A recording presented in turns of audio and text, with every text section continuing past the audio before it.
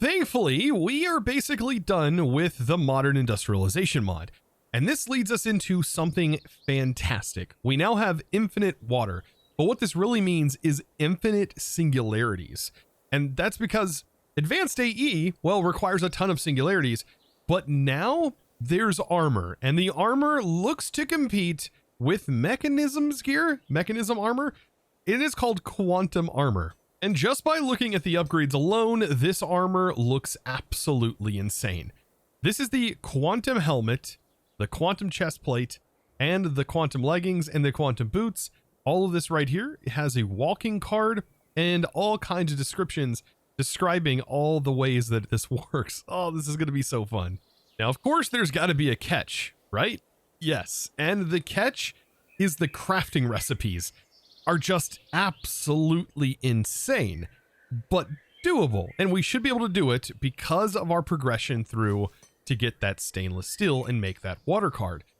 Because the big part of this mod, right, is that everything requires singularities, actually giving a use to singularities outside of the quantum bridge and links and stuff like that for cross-dimensional item transfer. So what we end up with here is some nice uses for this, which I've kind of wanted ever since I put together the Project Architect 2 mod pack.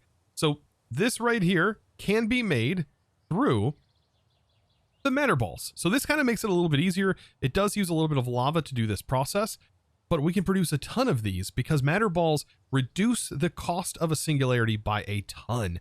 64 matter balls equate to about 16,000 items, and even less if you account for how water gets converted into that matter. And the way we generate these is through a matter condenser, which we did early on in the series, but we are really going to be scaling this up today. Now, I want to make this clear that this is not a trivial matter. All of these machines that you see lined through these rooms, if you missed the last few episodes, was all to make this one infinite water card. Yes, all of the stuff that you see around me for one item in the game. It sounds crazy, but all of it has led to this one compressor, which now houses my 16 stainless steel plates that were needed in order to craft the unlimited water cell. So let's go ahead and take those stainless steel plates and turn them into stainless steel tanks. And this is exactly what we need for that water cell. And last but not least, voila. We now have a ME infinite water cell. That was a lot of work for something that essentially replaces this setup right here, which we can definitely go ahead and get rid of because we'll have no longer a need for that. All I have to do is take this cell right here and just exchange it. And now we have unlimited water, meaning that we don't have to worry about it interacting with the in-world. Now, this is going to trigger because it's going to infinitely destruct into that card, essentially. But we don't want this to happen. We don't want this to happen. I'm going to go ahead and get rid of all of this, which does mean I need to, you know, take these guys out. You know, no big deal. Just using a cannon on them. But I can go ahead and cover this up, get rid of getting rid of the water. Perfect. And go ahead and get rid of this because we no longer need this. Oh, it is so nice. I don't have to worry about this stuff being in world anymore. So now we need to start making the matter balls. And up to this point, I've been using just an electric pump, just passively going into a matter condenser. And this was so I could just make singularities so that way I could access cross-dimensional stuff. And this has produced quite a bit just in its own time, just producing over and over again. Very simple, just a straight up pump that's using like 400 RF per tick, and it fills this up relatively quick. But we're going to be making this go way, way faster. Now, there's a couple ways we can do this. We can use our actual system and just have a bunch of exporters constantly sending fluid to the matter condenser. And so let me go ahead and make one of those real quick. And so we can just have it constantly going into the matter condenser, and nothing real big about doing that. But there might be a faster way to actually do this. However, it is going to render our water currently useless at the moment because this is going to involve a subnet. So the way that we can do this is we can go ahead and take our newly created infinite water cell. Let's go ahead and take it out of our system and swap it back with our regular water one, just so things that need water right now will have water from this. And what we can do is we can empty it, technically. We can try to empty the cell. Of course, it'll never empty because it's infinite, but we can try, and we can use an IMI extended IO port, or you can use a regular one. This one's going to be faster. And if we have this placed in, you can see that we can actually take items from the card and we can transfer data to the network from our card. And anything that's connected to this is going to be part of said network. And that includes this external storage. So if I was to, for example, connect this in, right, everything's fine here, but let's go ahead and before we fully let that run, we shouldn't even have it connected. We need to grab some cable or fiber, some quartz fiber real quick, and we'll make this. And we definitely want to separate this from the main network.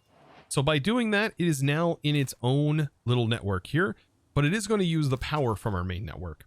So with that set up, anything that is exported out of a card will get automatically trashed into this condenser.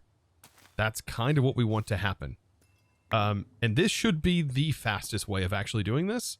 And let's go ahead and make a 16K, which is what the basic is needed for this. That should produce very, very quickly. But the 16K here needs to go in. And like I said, this is going to be very quick for making matter balls. Almost faster than we'll probably be able to pull the matter balls in. But just to sort of show you, as soon as I put this in here, it's already filled. And we now have like basically infinite matter balls. And this hasn't even ramped up and doesn't even have speed upgrades in it. So I don't know if this gets honestly any faster than this.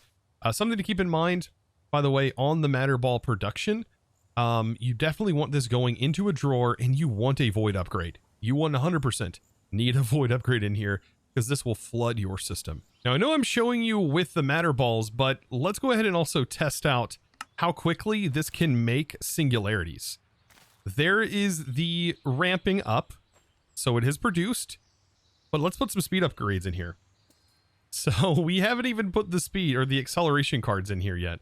And I think it can take 5 acceleration cards. Yeah, this thing can go insanely fast. Let's go ahead and put those in. And there we go. We are now producing singularities at a tremendously quick rate. I don't think we're going to have to worry about singularities. I'm not even going to use matter balls. That's way faster than I was expecting. And we'll just store that in a drawer. And we are going to have more singularities than I think we'll ever need. So much so that I'm going to be trashing them. Now, something to keep in mind. We are going to have to make sure this isn't using up all of our power. I want to see. If we go check our controller, we can see how much power we're using. Yeah, we're using 142,000 FE per tick at the moment. With this running. So just that's something to keep in mind. That is quite a bit. Having just this on the network being trashed like it is doing that. And this isn't even ramped up to full speed. This will continue to go faster and faster and faster. Oh my goodness. There we go. So I don't think we have to worry about singularities for this mod anymore.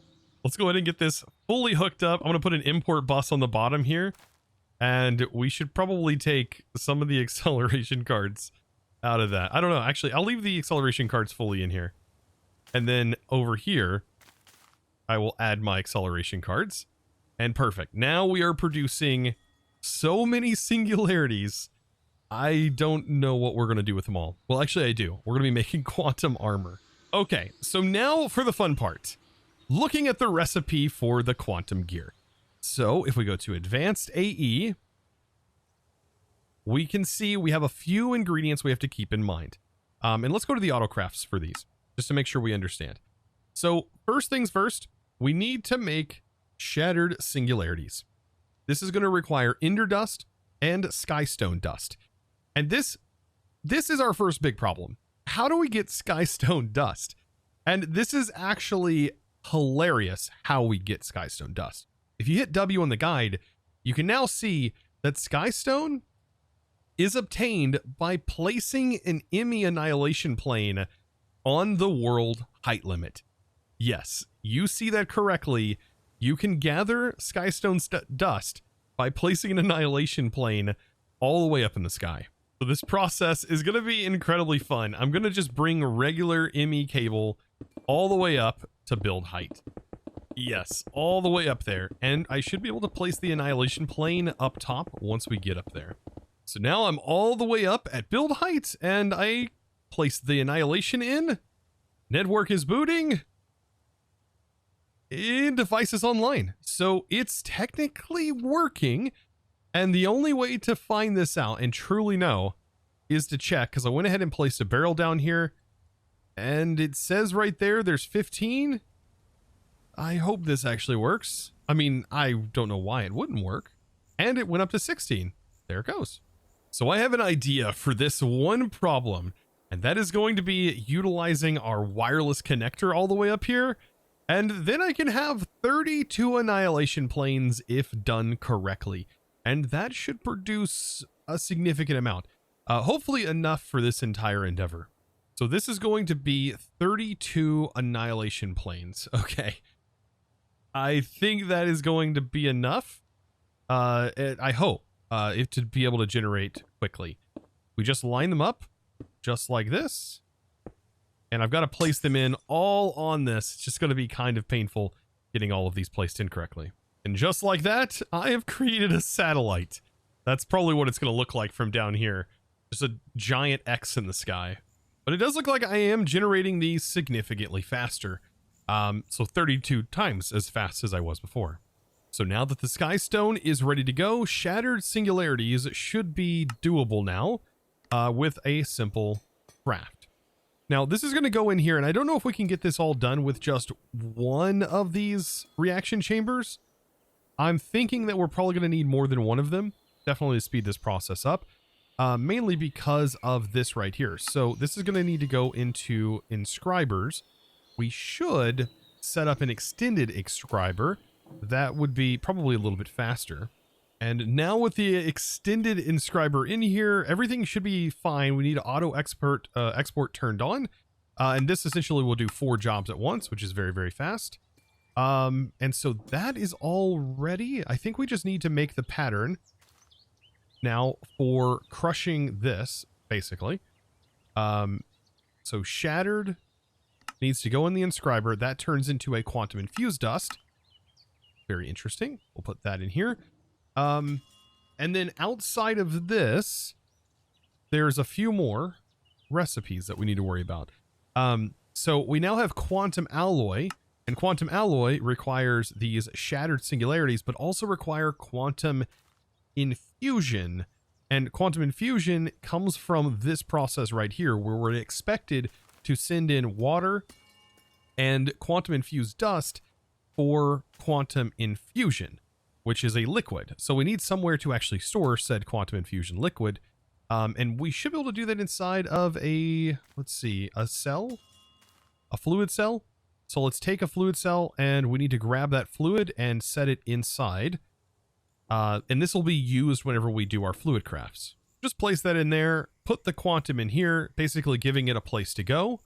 And then I'll just store that inside of any of the drives. I think this has a higher priority. No, it does not. Yeah, we'll just store it in here. That is going to be more than fine. So whenever it does its crafts, it will then take it and place that fluid in here and then get used later on in autocrafts. So I'll just build the recipe for this. So this is saying that we will get 1 bucket as our product here. And this, like I said, all goes inside this one reaction chamber. So I might need to change this up. I don't fully know. But here we go. This allows us to make quantum alloy using that quantum infusion, just like so. Yet again, boop, here we go. Another thing in there. And then we have the quantum plates, which use 8 quantum alloy, quantum infusion fluid, netherite, and nether stars. That is a lot to make this, but we have everything, honestly. And that altogether equates to a lot of singularities. Now, there is one other thing that I need to get set up, and that's crafting up the shattered. Okay, that gets made very quickly. Wasn't actually expecting. So this, I guess, will be very, very quick. So that was then produced, and I'm going to combine these two things together. And then that should add up to an inscriber quantum press. Okay, Now I don't know, do we need the quantum press? It looks like this recipe has not been included just yet into, for example, like this recipe right here. So for this, we are probably going to need an inscriber to actually do these operations. In which we could do it in... No, we're going to actually need another pattern provider. Never mind. I am completely blind. There is actually a circuit slicer recipe. I just completely missed it. So this is the circuit slicer. So let's go ahead and make a pattern recipe for that. And then the circuit slicer one. Incredibly fast the way these work. And then there is a crystal assembler recipe for this. Okay, quantum processor. Done. Beautiful. And circuit slicer. There you go. So let's put this to the test. How quickly can we craft a quantum alloy plate? With all of the stuff requested, it's going to take 2 buckets of lava to make one of these. 53 singularities for this. And 42 skystone dust. Pretty much close to how much it takes per operation to produce. Pretty cool. And as soon as I hit start, all of this is going to start processing in here. All of that's going to get produced and crushed. That needs to be removed. Oh, we can see all of the slots being used for this. That's pretty cool. And yes, that continues to work. And that produced relatively quickly. And it probably would have been a little bit faster if I didn't actually have that press in there. You know what? I'm a bit blown away. Yeah, that's faster than I was expecting it to work. Because in reality, we don't need a whole lot for this. The quantum storage component isn't even that hard. So if I make a quantum storage component, it's going to craft up relatively quick as well. We can see how quick. Like, it's estimating, I don't know, probably a minute. Maybe. Probably less than that. I don't know. Somewhere close to that. Maybe a minute or two. Even if it's a minute or two, it isn't even that crazy to have it done in a minute or two. It looks like it's faster than that. And that's honestly thanks to the crystal assembler and the circuit slicer. Like, this thing is crazy. So in just a few seconds, as soon as this autocraft finishes up, I will have the ability to craft the new quantum gear. So let's start with the helmet. We'll place that in. It's going to automatically start charging off of our charger. But here we go. All of the pieces. And this took like no time at all to craft. That is beautiful. And I want to take this off. And I want to see what this gear actually looks like on me. Okay. That's interesting, to say the least. Honestly, not what I was expecting. I wasn't expecting this mage-like hood. But you know what? I dig it. I dig it. And then the Iskal visor. Oh, that's funny. So here's what it looks like all around. Very cool. Honestly, not what I was expecting though. But I don't really know what I was expecting. Maybe more of a Mekanism looking style, but I guess this really does fit with that kind of flux sort of look, I guess. Sorry, not flux, fluix. Now for advanced AE, there is a toggle that a configuration button that we need to assign. I'll set mine to, for example, like keypad 7. That way, while it is equipped, I can open it up. Ooh, okay. And so, unfortunately, we're met with the actual color of the terminals. It is still kind of mind-boggling that this is the default color of the terminal. It's so blinding. But we put the upgrade card in here, I guess, after selecting the slot, and then we can configure those cards from there, like toggling them on and off. We have to make the cards first. So with that being said, I think I want to go elytra hunting first, because one of the big upgrades that we can get is flight on here, and I definitely want to replace the flight that we currently have. So I'm just going to simply pop in here and boink the elytra. Very nice. And get out of here before I get levitated. So I did go ahead and upgrade my player transmitter, which is what's wirelessly giving power, allowing everything to kind of get charged up. Something else that we also need to do with this gear is we need to link it to our applied energistic system. And we do that by putting it in our wireless access point. And by doing this, this now becomes linked to us. And that looks pretty darn good there. So now after all that has happened, we have this all linked up, ready to go. Let's now make the flight module, because that's the one thing that I am definitely missing right now. And I just need to get this crafted up. And that should take like no time at all, right? To pull in the craft. Look how fast this actually works. Absolutely insane. And now for the flight card. Perfect. There we go. So let's go ahead and put the gear on now, because I can actually handle the gear being on. It still looks so funny. I don't know. This is not what I was expecting. I almost wonder if this will get a refresh over time, or if this is just actually how the gear is going to be stuck to. But I would love to see like the possibility of this gear, like having some really cool stuff done to it. Because I do feel like this is brand new, basically. So let's open up our section here, and the flight goes on the chest, and we store that in here. And it is now equipped. Okay, and that button is how we take it out. Perfect. So we can toggle it on and off. And we have adjustments. So there's settings here. Okay. By default, it's set to 10. I'm assuming that's flight speed. Oh my god. Well, the up is definitely fast.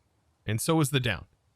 So the actual flight itself feels like normal. But the vertical is really fast. And you know what? I kind of like that. I kind of like the vertical being fast. Not that fast. It still feels too fast. I wonder if that's where the config comes into play. We take it down to like 5 maybe? Okay. So that feels closer to normal. Definitely not normal, but I like this. I definitely like this. Now, I'm going to be doing some crazy crafting, and I want to get as many of these upgrades made as possible. Some of them are going to be stuff that I don't quite have, because I've not done a raid and stuff like that, so I'm not going to have, like, the totems. But most of these I should be able to easily craft. Now, I'm getting most of the gear all crafted up, but I do want to run a raid, so that way I can craft a few more of these upgrades. I almost have them all, but it's going to definitely be a fun battle, I think, especially since we have all of our abilities here. So, might as well put them all to the test by drinking an ominous bottle inside of this village and setting myself up for a raid. Or at least it should spawn a raid. Right? Yeah. Maybe not. I don't know. That would have definitely spawned a raid. These villagers are not... This is not considered a village? I'm so confused. Ah, okay, so it took a moment, but now it sees that this is raid worthy. Okay. I was so worried for a moment and so confused. But here we go. So definitely activate that. Give myself some bonus hearts. Charge up. And get ready. Get ready for this. Eldritch Blast? Oh my gosh. Honestly, doesn't do as much damage as I thought it was going to on them. Definitely not as much as the tentacles, but I will say I can't use some of the spells in here because it will kill the villagers. Kind of defeats the purpose, right? But there we go. Now I've got to get through some waves. So we should be getting closer to the evoker stage. Okay, where's the evoker at before he dies? I've got to find him. That way I can mob swap him for potential use later. Where is he? Oh, there he is. Okay, I got to get him. Don't run away. Quick. There we go. Okay, I got him swabbed. So long as he's swabbed, we are good to go. These guys are going to get wrecked. Oh, man. Get wrecked. Strangely enough, there's witches with diamond armor on? That's kind of odd. Perfect. After that, I think that's everything. I don't know if I ended up getting more than one totem. I have definitely one totem. We'll have to run around and check, but I think I only got one totem from that, unfortunately. Nope, I ended up getting 2, which is the exact number I think I needed. Now, after getting all of that done and basically having 2 totems, which were for the HP buff card and lava immunity, I think we're ready to go. Let's swap the gear back over and then start to apply the things that can go in these slots. So the helmet, by the way, water breathing, I think that's one of them I have. Yep. I definitely have regeneration too. And then night vision is another one. I wonder if we can apply these. if they just automatically go into the thing. Okay. So we can easily find out. So I'm just wondering if there was a way for me to easily know what goes in to a certain slot or not. And this is definitely a way to know right here. Just place them all in and then change. Perfect. Yeah. So now we have even more hearts. Whoa. And step assist. Definitely helping out getting on the stairs. Sprint is incredibly fast. The sprint mode, which I do prefer. I kind of like having normal walk speed and then the ability to accelerate with sprint. But you can actually increase your walk speed. But yeah, and the night vision actually looks really nice as well. It's really hard to tell I have night vision on down here. But down here, you can definitely tell that night vision is enabled. Because it's not so dark. Very nice. And considering the other options for night vision in this pack, I'll definitely like that. And also, the sprint gives you a nice boost to flying too. Look at that. Now you get the sprint boost. Very, very fast flying. Okay. Some other things, by the way, that I didn't really equip is like the auto feeding, the auto stock card. Oh, that's one I actually need to make. But yeah, the magnet I don't really need, and the recharge I don't really need in this pack. These all have like recharge slots, but we have wireless charging already. If not, that would allow you to charge from your applied logistics system. So we have walk speed I didn't really care for. Swim speed we're limited on because of the requirements for that, but I don't really need swim speed. You go really fast when you fly. Jump height card, don't really care for jump height too much. And then flight drift card, I like flight drift, so I didn't actually craft that one, but that one would stop you from having this kind of glide effect that always happens. I know some like it. I think Bedrock defaults to no glide, but it'd be very hard for me to get used to. But yeah, outside of that, that's it. Now, I do want to talk about that one other card, right? The auto restock card. So let's go back to advanced, and it is the auto restock or auto stock card. If this is the one I think it is, right? The exact amount of items to be in the user's inventory. Oh, no, this is not the one. Okay. So yeah, I didn't care for that one either. But yeah, this one allows you to basically have a set amount of items in your inventory at any given time, which is kind of cool. Like that could be useful. But what we really want is the block pick ability, which I think is in here. Yeah, pick craft card, which is in the chess piece. So let's head into the chess piece and let's see what configurability is there. So block craft, there is none. But what this is supposed to be able to do is, you know how we have the ability to pick block right now? Well, apparently that is supposed to let you pick block, and if you don't have it in stock, it will craft it. So do I have an auto craft for bricks? I do not. Is there anything that I do have an auto craft for that would be something that I could block pick? I think a good example for this would be maybe like a stonecutter recipe. So for example, let's say we want to be able to craft chiseled stone. Let's go ahead and build the recipe, place it in to be done. And then we will go ahead and grab one out. Go to request one real quick. That way we can place it. Okay, so if I do place this, I only have one in my inventory, but if I middle mouse, it's supposed to be able to auto craft it. Or at least so I thought. Ah, so we need to specify a hotkey for this. I wonder if I set it the same as middle mouse, will it do that? It does. Okay. But I would assume that if you have one in your inventory, you probably don't want that to be your hotkey. But yeah, it automatically goes, hey, you can request that amount. Okay, so we can go in to category advanced AE and set this to like anything, for example, like mouse button, I don't know, multiply up here. So I want to multiply these blocks. The block I'm looking at, it will then go, okay, do you have a crafting recipe? For example, I don't have one on bricks, so it'll say pattern not available for that target block. But for this, I do. So I can request more. Oh, that's actually kind of cool. And you know what? Kind of useful when building around. I'll take it. I've also equipped block reach, which allows me, from what I'm seeing here, about 4 extra blocks of reach, which is not too bad. I can like reach my terminal from all the way over here. Wow. Okay. And this is about the distance you can see right here. So pretty darn far. I'm not a huge fan of block reach, but it can be useful when building and you need to, like, for example, mine out a pretty tall area. that's when it really becomes useful. But outside of that, I tend to break a block and end up breaking 6 blocks behind it on accident, especially with a pick like this where it just insta breaks. And something else to note, I now have blades on my hand. Yeah, and apparently that's from adding the strength buff. And so whenever you add the strength buff, you get that. Also, we're supposed to be able to now attack faster, and I will tell you that attack speed is pretty darn fast. Let's see, that is under attack speed right here. If I take that out, look how much slower our attack speed is. Oh wow, that's insanely powerful. Okay, I didn't even realize how much powerful that was. This is insane. Okay, you know what we have to do. We have to go over to our test area, which now looks incredibly bright. But we've got to go see what these mobs do to us without even enchanting this gear.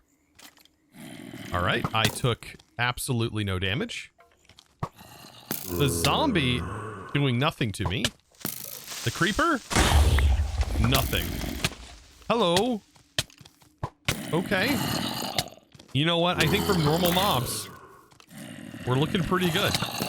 I think the damage mitigation possibly coming, yeah. It's coming in the form of power.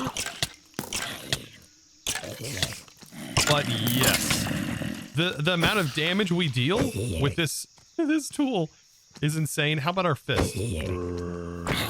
I'm basically, my fist is now a diamond sword, essentially. That is actually ridiculous. Now with this, we 3-shot an Enderman with this tool. I'm not using like a nice sword or anything, but that alone is amazing. So with that, I think I have crafted, in my opinion, one of the best armor sets now in this pack. And I look forward to seeing the development of this mod as it continues on, considering this was just recently added. I mean, it's only up from here, right? For sure. Like, this looks fantastic. Let me know down in the comments below what you think of this mod. What do you think of this armor? And are you going to go through the process of crafting it for yourself? Guys, I do appreciate it. Be sure to click that subscribe button if you haven't already, and give this video a huge thumbs up. And of course, with that being said, it's now time to thank the amazing supporter of today's episode. And that amazing thanks is going to go out to Noob Slayer. Thank you so much for your amazing support and choosing to support me over on the Discord by becoming a Discord premium member and supporting in one of the best ways possible. And guys, with that, I'll see you in the next one. And as always, thanks for watching. Bye!